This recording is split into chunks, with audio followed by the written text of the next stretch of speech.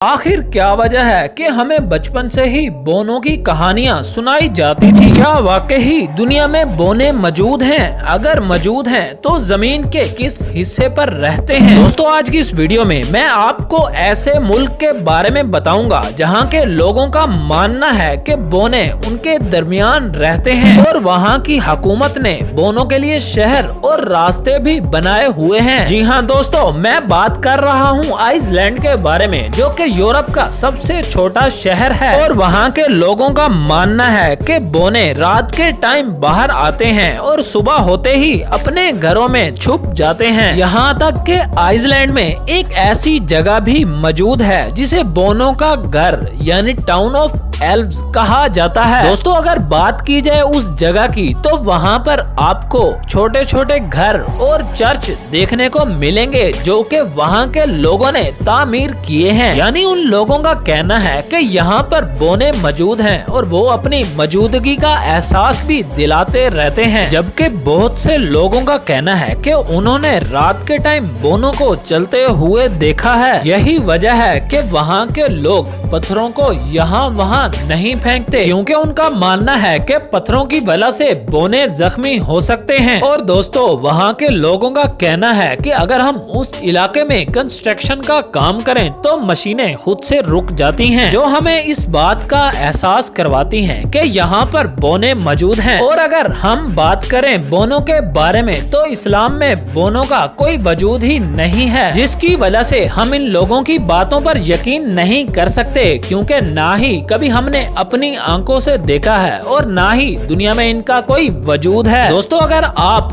Bono पर यकीन रखते हैं तो कमेंट बॉक्स में जरूर बताइएगा। और अगर आपको हमारी वीडियो इन्फॉर्मेटिव लगी है और ऐसी ही मजे की वीडियो देखना चाहते हैं तो हमारे चैनल को सब्सक्राइब करना मत भूलिएगा।